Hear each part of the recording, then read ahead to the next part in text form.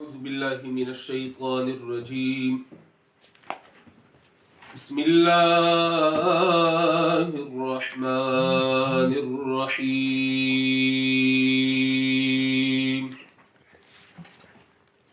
الحمد لله رب العالمين الرحمن الرحيم مالك يوم الدين. إياك نعبد وإياك نستعين. اهدنا الصراط المستقيم صراط الذين أنعمت عليهم غير المغضوب عليهم ولا الضالين.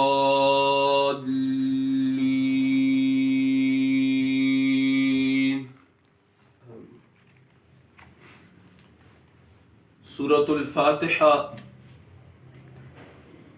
مقدمہ قرآن ہے.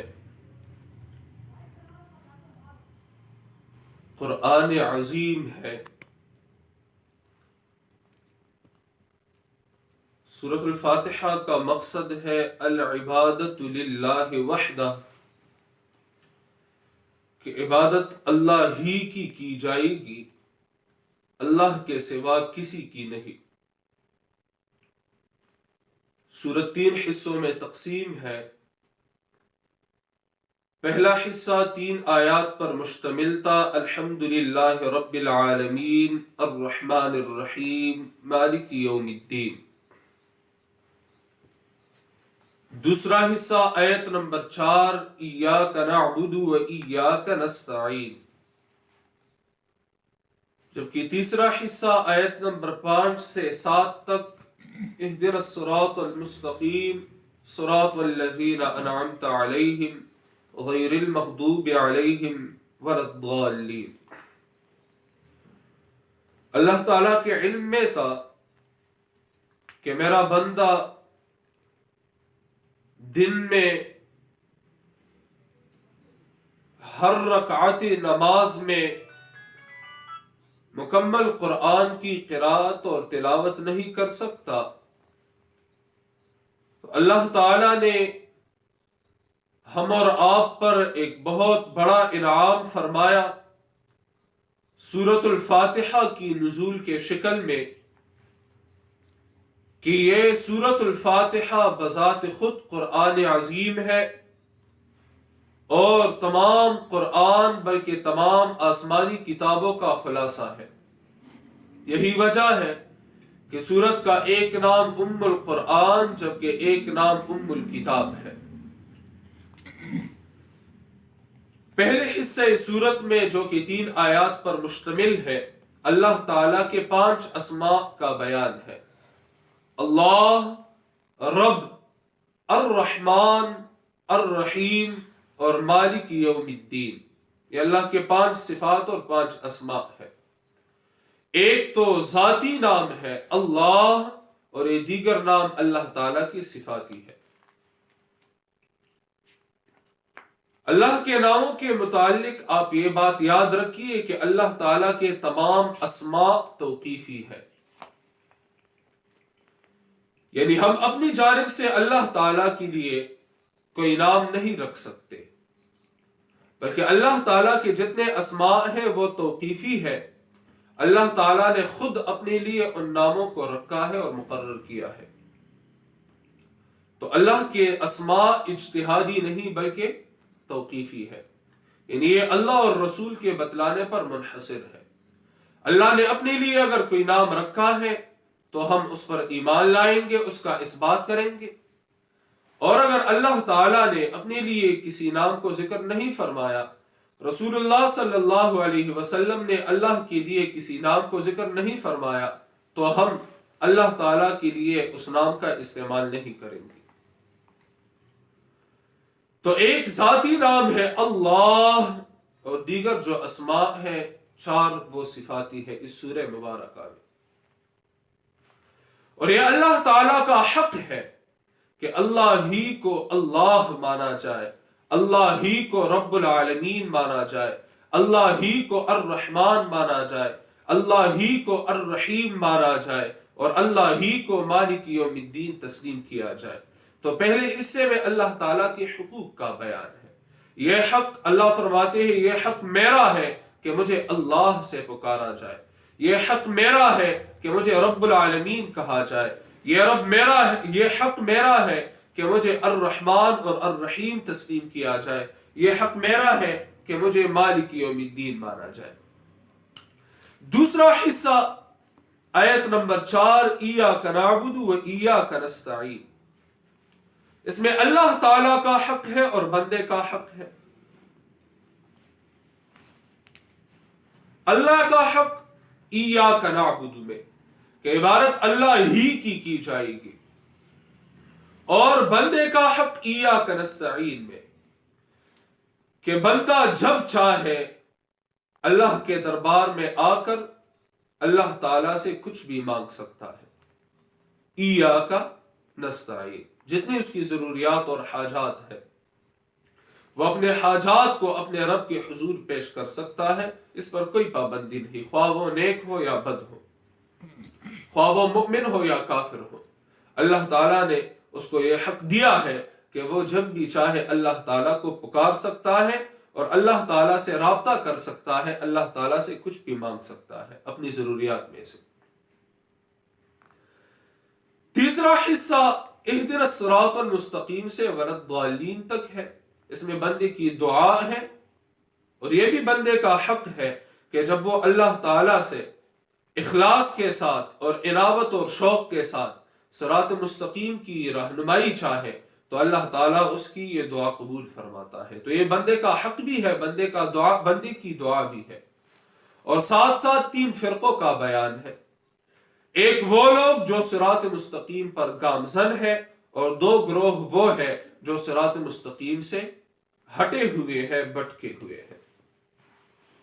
سب سے پہلے دعوی توحید تا الحمدللہ کہ الوہیت کی جتنی تعریفیں ہیں وہ اللہ ہی کے لیے ہے۔ اس پر پہلی دلیل رب العالمین، الوہیت کی تمام تعریفیں اللہ ہی کے لیے ہے۔ کیونکہ وہ رب العالمین ہے، اللہ کے سوا کوئی رب العالمین نہیں۔ دوسری دلیل الرحمن الرحیم، وہ رحم فرمانے والا، خیر اور برکت عطا فرمانے والا ہے۔ الوہیت کی تمام تعریفیں اللہ ہی کے لیے ہے۔ کیونکہ وہ برکت عطا فرمانے والا ہے، وہ خیر اور برکت دینے والا ہے۔ اللہ کے سوا کوئی ایسا نہیں جس کے ہاتھ میں خیر ہو، جس کے ہاتھ میں برکت ہو، تو کوئی اللہ کے سوا الوہیت کے صفات کے لائق نہیں۔ تیسری دلیل مالک یوم الدین، الوہیت کی تمام تعریفیں اللہ ہی کے لیے ہے۔ کیونکہ وہ مالک یوم الدین ہے، وہ بدلے کے دن کا مالک ہے، وہ انصاف کے دن کا مالک ہے۔ تو الوہیت کی تمام تعریفیں اس ذات کے لیے ہو سکتی ہے جو مالک یوم الدین ہو۔ پھر اللہ تعالیٰ نے ثمرہ اور نتیجہ بیان فرمایا جو کہ اس سورت کا مقصد ہے، ایاک نعبد۔ جب تم نے یہ تسلیم کر لیا کہ الوہیت کی تمام تعریفیں اللہ ہی کے لیے ہے اور دلائل سے یہ بات واضح ہو گئی، ثابت ہو گئی، تو اب تم نعرہ لگاؤ ایاک نعبد۔ اب یہ مان لو کہ عبادت کے لائق اللہ ہی ہے، لیکن یہ عبادت یہ اللہ کی امداد کے بغیر ہو نہیں سکتی، اللہ کی توفیق کے بغیر نہیں ہو سکتی۔ اس وجہ سے ایاک نستعین، اے اللہ ہم تجھ سے ہی مدد مانگتے ہیں، ہم تجھ سے ہی دعا کرتے ہیں، اے اللہ ہم تجھ سے ہی توفیق کی دعا مانگتے ہیں۔ ایاک نستعین اگر صحیح ہے کرے کال سروگ رہے آواز ہی کرو تو سالوں کا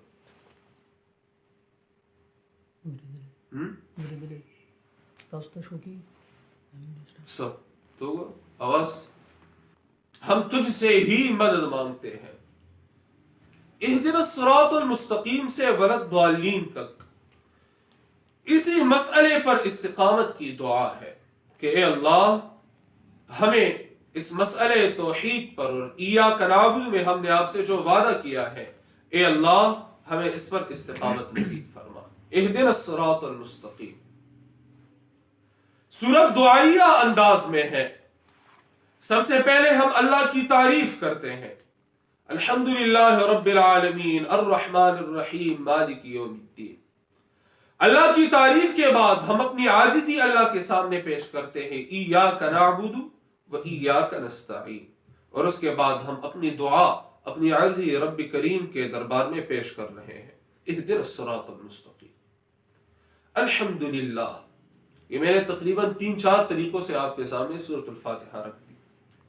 अल्हम्दुलिल्लाह, उलूहियत की तमाम तारीफें अल्लाह ही के लिए है, अल्लाह के सिवा किसी के लिए नहीं।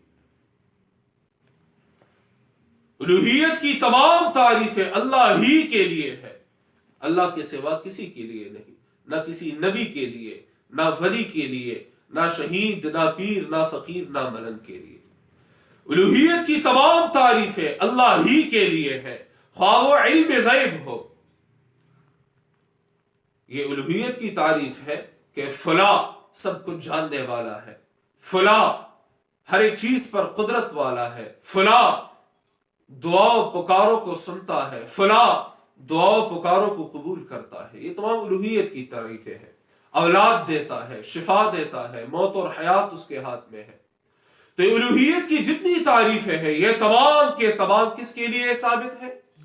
अल्लाह ही के लिए, रब्बिल आलमीन, जो तमाम मखलूकात का पालने वाला है, जो तमाम मखलूकात का मालिक है, जो तमाम मखलूकात का माबूद है। अर्रहमान अर्रहीम, जो आम मेहरबान है, अर्रहमान, जो आम मेहरबान है, जिसके रहमतों के असरात दोस्त दुश्मन सब पर हावी है। अर्रहीम, खास मेहरबान है, जिसकी बाज रहमतें ऐसी है जो कि सिर्फ उसके दोस्तों पर होती है। अर्रहीम, मालिक यौमिद्दीन, जो मालिक है बदले के दिन का, इंसाफ के दिन का मालिक है। दुनिया का भी मालिक है, लेकिन दुनिया में मजाजी मालिकान मौजूद है, वहां कोई मजाजी मालिक भी नहीं होगा। इय्याका नअबुदु, ए अल्लाह हम तेरी ही इबादत करते हैं और करते रहेंगे। इबादत के जितनी भी अक़साम है तेरी ही करते हैं, करते रहेंगे। वो इय्याका नस्तईन, और हम तुझसे ही मदद मांगते हैं, मांगते रहेंगे। इहदिनस सिरातल मुस्तकीम, ए अल्लाह हमें सीधी राह पर चलाए रख, चला हमको सीधी राह पर। ए अल्लाह हमें सीधी राह पर इस्तिकामत नसीब फरमा। ए अल्लाह हमें सीधी राह पर सुबात नसीब फरमा। ए अल्लाह हमें इस राह से मत भटका। इहदिनस सिरातल मुस्तकीम, ए अल्लाह हमें इस राह पर दवाम बख्श। सिरातल लज़ीना अनअमत अलैहिम, उन लोगों की राह पर जिन पर तूने इनाम फरमाया है। दरअसल दुनिया में हम देखते हैं कि किसी भी चीज को बनाने के लिए या अपनाने के लिए किसी मॉडल की, रोल मॉडल की जरूरत होती है।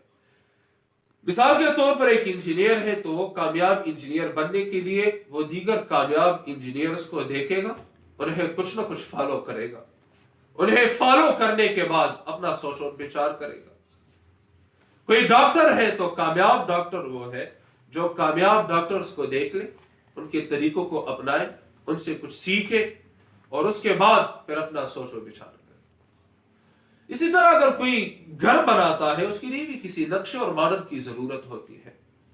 तो इहदिनस सिरातल मुस्तकीम, सिरातल मुस्तकीम की दुआ तो हमने मांग ली, लेकिन यहां हमारे सामने वो रोल मॉडल्स, वो मॉडल जो है वो हमारे सामने रख दिए जाते हैं कि वो कौन है। वो नबीयीन है, सिद्दीकीन है, शुहदा और सालिहीन है। बहरहाल इहदिनस सिरातल मुस्तकीम, ए अल्लाह हमें सीधी राह पर चलाए रख। सिरातल लज़ीना अनअमत अलैहिम, उन लोगों की राह पर जिन पर तूने इनाम फरमाया है, जो नबीयीन है, सिद्दीकीन है, शुहदा और सालिहीन है। गैरिल मग़दूबि अलैहिम वलद्दालीन, ये आयत नंबर 7 है। पिछले दुरूस में अंबिया और सहाबे कराम रदी अल्लाह अन्हुम अजमाइन के हवाले से चंद बातें मैंने अर्ज कर दिए थे। सहाबा के बारे में जो अकायद थे उनमें से एक अकीदा वो मैंने आपके सामने बयान नहीं किया था और अभी मेरे जहन में अचानक ही आ गया, वो ये कि तमाम सहाबे कराम ان میں سے افضل ابو بکر صدیق رضی اللہ عنہ ہے۔ یہ بات میں نے آپ کے سامنے نہیں رکھی تھی، یہ اہل سنت والجماعت کے عقائد میں سے ہے، مسلمانوں کے عقائد میں سے ہے کہ تمام صحابہ کرام رضی اللہ عنہم اجمعین میں سیدنا ابو بکر صدیق رضی اللہ عنہ کو سب سے افضل مانا جائے۔ اچھا جی، غیر المغضوب علیہم ولا الضالین، اس آیت کریمہ کے دو معنی ہو سکتے ہیں، یاد رکھیے اس آیت کریمہ کے دو معنی ہو سکتے ہیں۔ ایک معنی تو یہ کہ یہ غیر المغضوب علیہم ولا الضالین یہ دراصل انعمت علیہم الذین انعمت علیہم کی مزید وضاحت ہو رہی ہے۔ وہ کون لوگ ہیں جن پر اللہ نے انعام فرمایا؟ یہ ان کا بیان ہے۔ غیر المغضوب علیہم جو نامغضوب ہوئے، غیر المغضوب علیہم جو نامغضوب ہوئے، جن پر غضب نہیں ہوا، ولا الضالین اور نہ گمراہ ہوئے۔ ٹھیک ہے، غیر المغضوب علیہم جو نامغضوب ہوئے، غیر المغضوب علیہم جن پر غضب نہیں ہوا، ولا الضالین اور جو گمراہ نہیں۔ تو ہم دعا مانگتے ہیں کہ اے اللہ ہمیں صراط مستقیم پر چلا، صراط مستقیم پر ہم سے پہلے بھی لوگ چلے ہیں، وہ لوگ جن پر تو نے انعام فرمایا ہے، جن پر غضب نہیں ہوا اور جو گمراہ نہیں ہوئے۔ ٹھیک شو ڈاکٹر سے جی، یہ ایک معنی ہے کہ غیر المغضوب علیہم جن پر غضب نہیں ہوا، ولا الضالین اور نہ وہ گمراہ ہوئے اور نہ وہ گمراہ ہے۔ تو اللہ تعالیٰ کے انعام یافتہ لوگ کون ہوتے ہیں؟ جو غضب اور ضلالت سے پاک اور صاف ہوتے ہیں۔ اللہ تعالیٰ کے انعام یافتہ بندے وہ ہیں جن پر اللہ کا غضب نہیں ہوا اور جو گمراہ اور ضالین نہیں۔ اس غضب اور گمراہی پر انشاءاللہ ہم بیان کریں گے۔ تو یہ ایک معنی ہے۔ دراصل ہم جب کسی چیز کی تعریف کرتے ہیں اور اسے مکمل طور پر کھولنے کی کوشش کرتے ہیں تو ہم دو اعتبارات سے اس کی وضاحت کرتے ہیں، اس کی تعریف کرتے ہیں، ایک سلبی حیثیت سے، ایک ثبوتی حیثیت سے۔ مثال کے طور پر میں کہتا ہوں کہ فلاں عادل ہے، انصاف پسند ہے، ظالم نہیں۔ یہ انصاف پسند ہے، ہم اس کے لیے انصاف کو ثابت کرتے ہیں، اس کو کہتے ہیں ثبوتی انداز۔ ہم اس کے لیے انصاف کو ثابت کرتے ہیں، یہ ثبوتی انداز ہے۔ وہ ظالم نہیں، ہم اس سے ظلم کو سلب کرتے ہیں، ہم اس سے ظلم کی نفی کرتے ہیں، یہ سلبی انداز ہے۔ مثال کے طور پر ہم قرآن مقدس میں دیکھتے ہیں اللہ تعالی جب اپنی تعریف فرماتا ہے اللہ لا الہ الا ہو الحی القیوم، یہ ثبوتی انداز ہے۔ اللہ کے سوا کوئی الہ نہیں، وہ الحی ہے، وہ القیوم ہے۔ ٹھیک ہے، یہ ثبوتی۔ لا تأخذہ سنۃ ولا نوم، اسے نیند اور اونگ نہیں آتی۔ یہ کون سا انداز ہے؟ سلبی انداز ہے۔ نیند کو، اونگ کو میرے رب سے اس کی نفی کی جا رہی ہے، یہ سلبی انداز ہے، ثبوتی نہیں بلکہ سلبی انداز ہے۔ تو اسی طرح یہاں بھی یا قرآن مقدس میں ہم دیکھتے ہیں الحمدللہ، الوہیت کی تمام تعریفیں اللہ ہی کے لیے ہے۔ یہ کون سا انداز ہے؟ الوہیت کی تمام تعریفیں اللہ ہی کے لیے ہے۔ کون سا انداز ہے؟ ثبوتی انداز ہے۔ اللہ کی لیے اس کا اثبات کیا جا رہا ہے، لیکن سبحان اللہ، اللہ پاک ہے مخلوق کے صفات سے۔ یہ کون سا انداز ہے؟ سلبی انداز ہے۔ تو جب ہم تعریف کرتے ہیں اللہ تعالیٰ کی، ان لوگوں کی جن پر جو صراط مستقیم پر چلے ہیں، تو ان کی دو اندازوں سے اس کی تعریف اور وضاحت کی جاتی ہے۔ غیر المغضوب صراط الذین انعمت علیہم، جن پر اللہ نے انعام فرمایا ہے، یہ کون سا انداز ہے؟ ثبوتی۔ غیر المغضوب علیہم ولا الضالین، یہ کون سا انداز ہے؟ سلبی انداز ہے۔ ٹھیک ہے، سلبی انداز ہے۔ ان لوگوں کی راہ پر ہمیں چلائے رکھ جن پر تو نے انعام فرمایا ہے۔ غیر المغضوب علیہم، جن پر غضب نہیں ہوا، جو جان بوجھ کر گمراہ نہیں ہوئے، ولد ضالین، اور جو گمراہ نہیں، یعنی جو بغیر علم کے گمراہ نہیں ہوئے۔ دراصل گمراہ لوگوں کی دو اقسام ہوتی ہے، وہ انشاءاللہ آپ کے سامنے میں رکھ رہا ہوں کچھ ہی دیر سے مسئلہ حافظ سے۔ غیر المغضوب علیہم، غیر المغضوب علیہم ولا الضالین،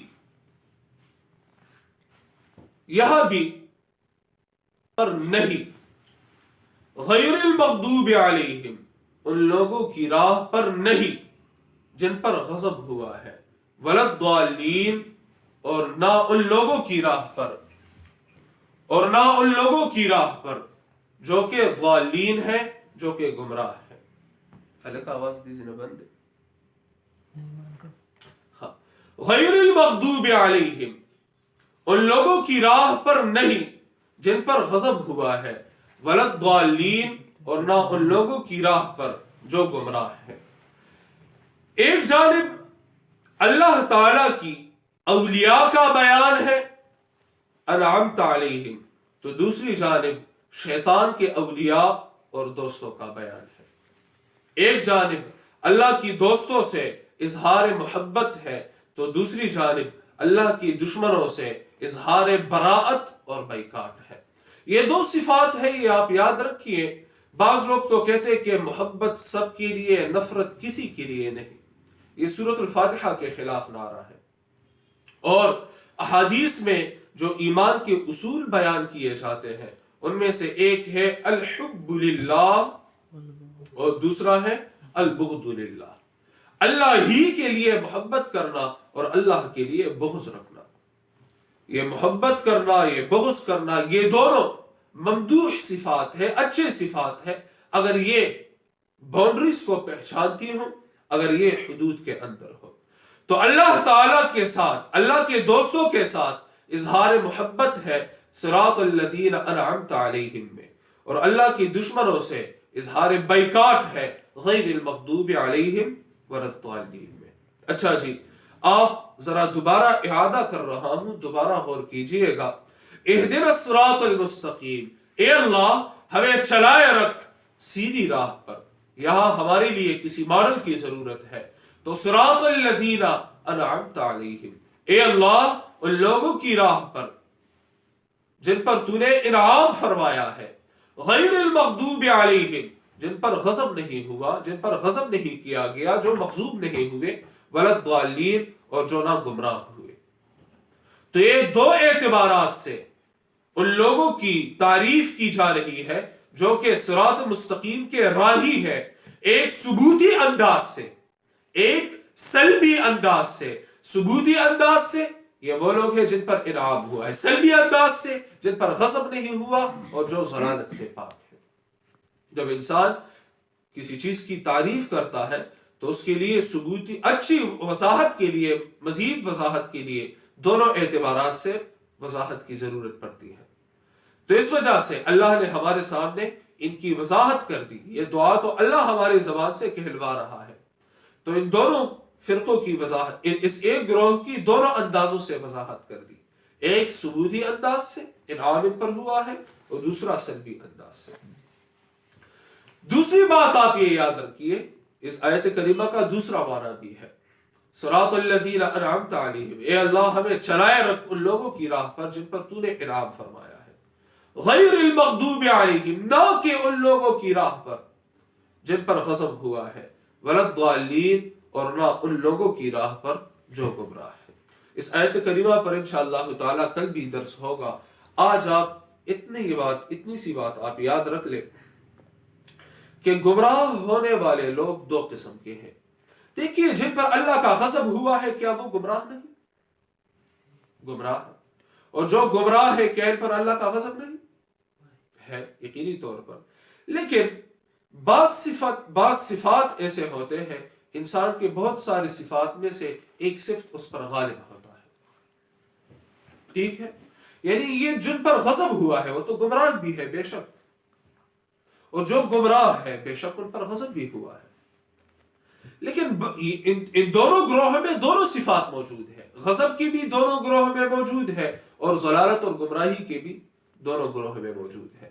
لیکن بعض صفات ایسے ہوتے ہیں، ایک صفت انسان کا ایسا ہوتا ہے جو کہ دوسرے صفات پر حاوی ہوتا ہے، ایک صفت انسان کا ایسا ہوتا ہے جو کہ دیگر صفات پر حاوی ہوتا ہے، اس پر مسلط ہوتا ہے۔ مغضوب علیہم سے مراد وہ لوگ ہیں جو علم کے ساتھ، علم کے باوجود گمراہی کے راہ پر چل رہے ہیں، جو علم کے باوجود گمراہ ہیں۔ اور ضالین سے مراد وہ لوگ ہیں جو بغیر علم کے گمراہی میں مبتلا ہے۔ ہم اگر دیکھ لیں سنن ترمذی میں حدیث موجود ہے رسول اللہ صلی اللہ علیہ وسلم کی، کہ نبی علیہ الصلوۃ والسلام نے فرمایا مغضوب علیہم سے مراد یہود ہے اور ضالین سے مراد نصارہ ہے، اگرچہ اس روایت میں سند کے اعتبار سے کلام موجود ہے۔ دوسری جانب عبداللہ ابن عباس رضی اللہ عنہ کے اقوال بھی ہے اس بابت، تو یہ ایک دوسرے کو تقویت دیتی ہے۔ مثال کے طور پر ایک داغا ہے کمزور، ٹھیک ہے، تو وہ داغا تو کسی کام کا نہیں، لیکن 3 4 5 کمزور دھاگے مل جائے تو اسے مضبوطی مل جاتی ہے۔ تو اسی طرح سند کے اعتبار سے اس میں کمزوری تو موجود ہے، تو امام ترمذی رحمۃ اللہ علیہ اسے حسن حدیث لکھتے ہیں، یعنی حسن لغیرہ، وہ حسن لکھتے ہیں، مراد وہ حدیث ہے جو بذات خود تو سند کے اعتبار سے کمزور ہے، ضعیف ہے، اس میں چند بیان کرنے والے چند روات وہ ضعیف ہے، وہ معیار صحت پر پورے نہیں اترتے، لیکن دیگر روایات وہ اسے تقویت پہنچاتی ہے، صحابہ کرام کے اقوال، ابن عباس رضی اللہ عنہ کے۔ تو مغضوب علیہم سے مراد رسول اللہ صلی اللہ علیہ وسلم نے فرمایا کون ہے؟ یہود ہے، اور ضالین سے مراد نصارہ ہے۔ اچھا جی، اس کا یہ مطلب نہیں ہے کہ اس سے مراد صرف یہود ہے یا اس سے مراد صرف نصارہ ہے، بلکہ اسے کہتے ہیں تفسیر بالمصداق، تفسیر بالمصداق یا تفسیر بالمثال۔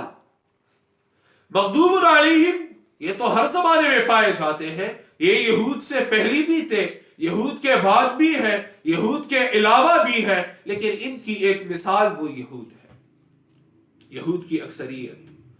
اور ضالین جو ہے یہود سے پہلی بھی تھے، نصارہ سے پہلی بھی تھے، نصارہ کے بعد بھی ہے، اب بھی موجود ہے، مسلمانوں میں بھی موجود ہے، لیکن ان کی ایک واضح مثال وہ کون ہے؟ نصارہ ہے۔ غیر المغضوب علیہم ولا الضالین، یعنی ہم ان لوگوں کو دیکھنا چاہے جو باوجود علم کے گمراہی میں مبتلا ہے، تو ان کی واضح مثال کون ہے؟ یہود ہے۔ لیکن ان لوگوں کو دیکھنا چاہے جو بغیر علم کے گمراہ ہوئے ہیں، جو محبت میں غلو کر چکے ہیں، جو بغیر علم کے گمراہ ہو چکے ہیں، تو اس کی واضح مثال نصارہ ہے۔ نصارہ کے مذہب کی کوئی بنیاد ہی نہیں، کیونکہ ایک پادری تھا ان کا سینٹ پال، یہ موجودہ جو نصرانیت ہے، موجودہ جو مسیحیت ہے، عیسائیت ہے، یہ اسی کی پیداوار ہے، یہ اسی کی اس میں سیدنا مسیح علیہ السلام، سیدنا عیسیٰ علیہ السلام کی تعلیمات ذرہ برابر بھی اس میں موجود نہیں ہوں گے۔ تو یہ سب کچھ جو ہے یہ سینٹ پال صاحب کی کارستانیہ ہے، اس نے لوگوں کو بتایا کہ یہی نصرانیت ہے، مختلف قسم کے عقائد اس نے بنا دیے، تثلیث کا عقیدہ کے 3 الہہ ہے، اور سیدنا عیسیٰ علیہ السلام علیہ باللہ وہ پھانسی پر چڑھ چکے ہیں، وغیرہ وغیرہ وغیرہ۔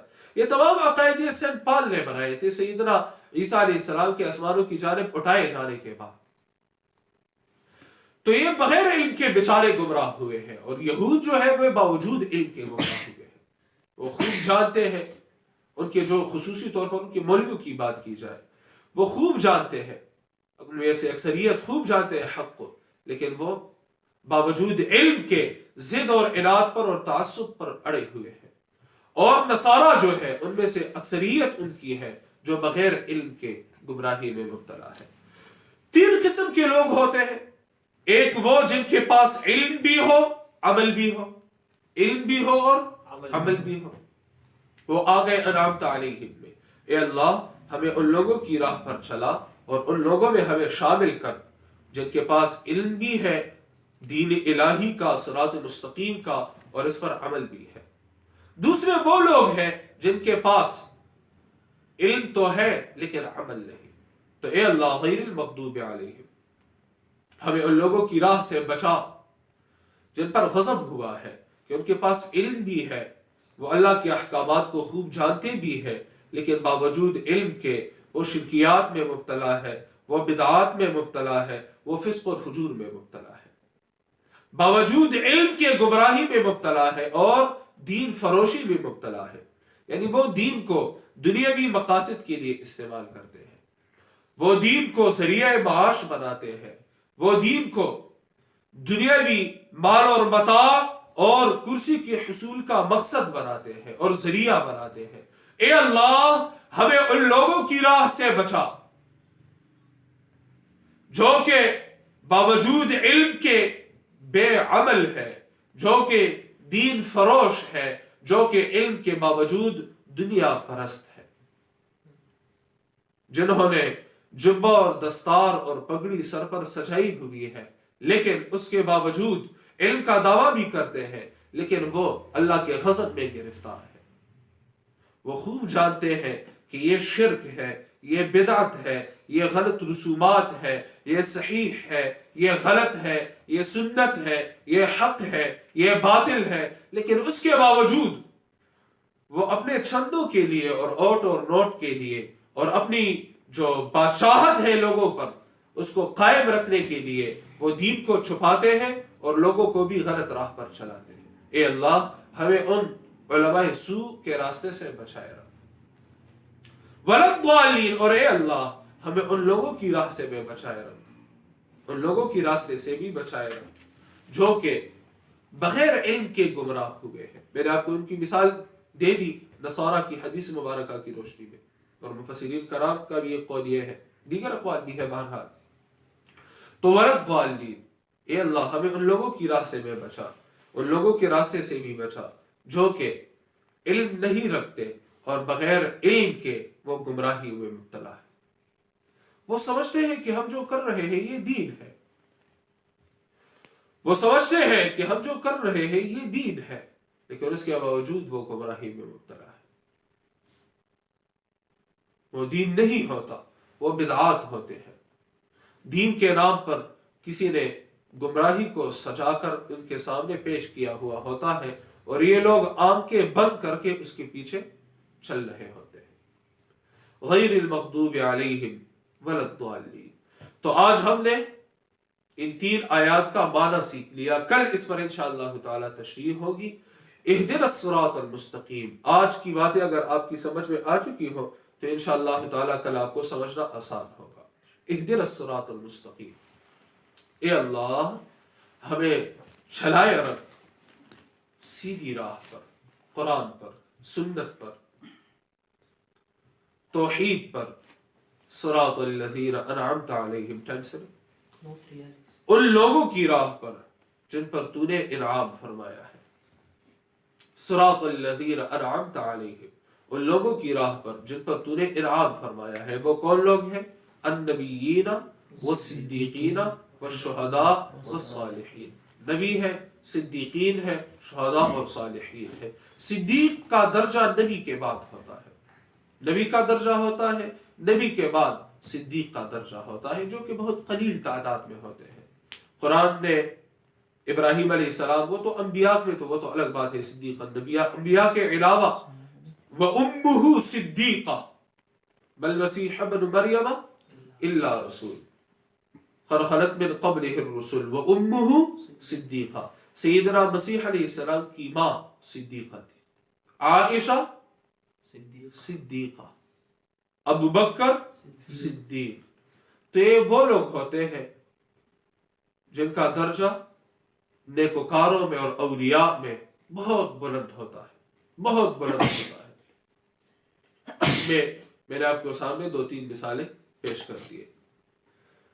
پھر اس کے بعد شہداء ہے، پھر صالحین ہے، یعنی عام نیکوکار وہ لوگ جن کی نیکیاں جن کی گمراہیوں پر غالب ہو، جن سے اگر گمراہی سرزد بھی ہو تو وہ یکدم گناہ سے توبہ کرتے ہیں، وہ گناہ پر اصرار نہیں کرتے، تو یہ لوگ صالحین ہوتے. صالح کا مطلب یہ نہیں کہ اسے کبھی گناہ نہیں ہوتی.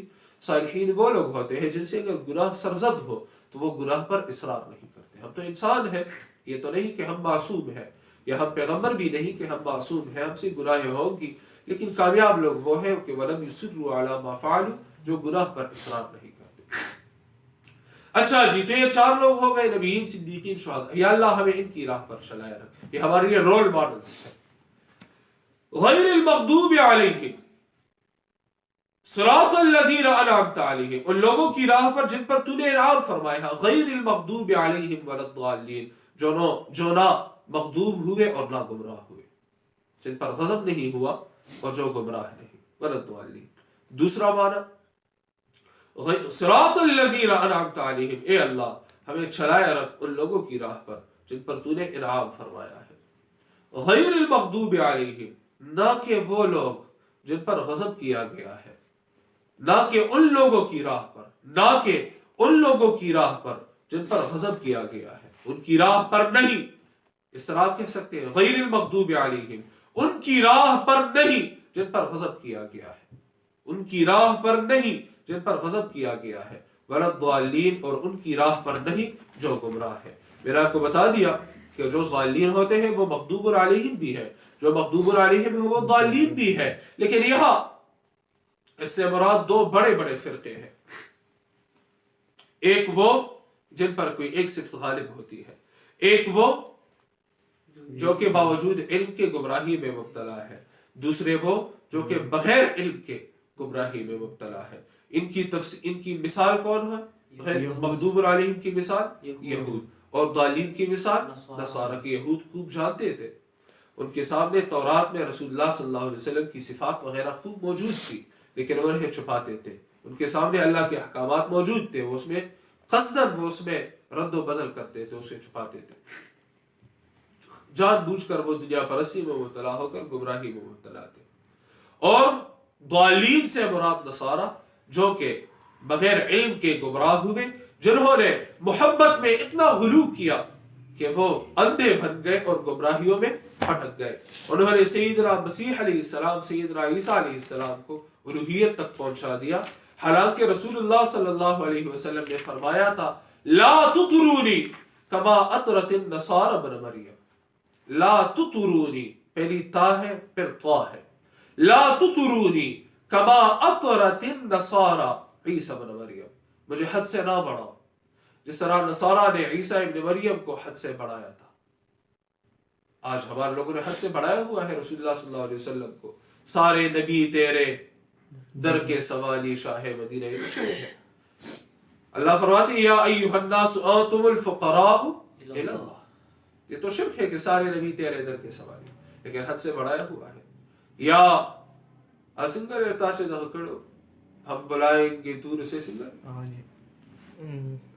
دور سے پکاریں گے. خالی وہی ظفر خاص میں جی. تو نبی علیہ الصلوۃ والسلام کو مخاطب کر کے ہم آپ کو دور سے پکاریں گے، راستے میں اگر ہم بھٹک جائیں گے، خود انہی کو بلائیں گے ہم دور سے، راستے میں اگر ہم بھٹک جائیں گے. دور اور نزدیک سے پکارے جانے والی ہستی کون ہے؟ اللہ ہی ہے. یہ تو اللہ کی صفت ہے. اللہ کے سوا کسی کو بھی دور سے پکارنا، غائبانہ پکارنا، یہ تو شرک ہے. ایاک نستعین میں ہم کیا کہہ رہے ہیں؟ تو یہ محبت میں غلو کرنا. رسول اللہ صلی اللہ علیہ وسلم نے خود فرمایا تھا لا تطرونی کما اطرت النصارى ابن مریم، مجھے حد سے نہ بڑھاؤ جس طرح نصارہ نے عیسیٰ ابن مریم کو حد سے بڑھایا تھا. فانما انا عبد، میں تو اللہ کا بندہ ہوں. فقولوا عبد اللہ ورسولہ، مجھے اللہ کا بندہ اور اللہ کا رسول تسلیم کرو، مجھے اللہ کا بندہ اور اللہ کا رسول کرو. تو نصارہ وہ محبت میں غلو کر گئے اور وہ بغیر علم کے گمراہ ہو گئے. تو اے اللہ ہمیں ان لوگوں کی راہ پر چلائے رکھ جن کے پاس علم بھی ہے، عمل بھی ہے. اے اللہ ہمیں ان لوگوں کی راہ سے بچا جن کے پاس علم تو ہے لیکن عمل نہیں. اے اللہ ہمیں ان لوگوں کی راہ سے بھی بچا جو عمل تو کرتے ہیں لیکن ان کے پاس علم نہیں.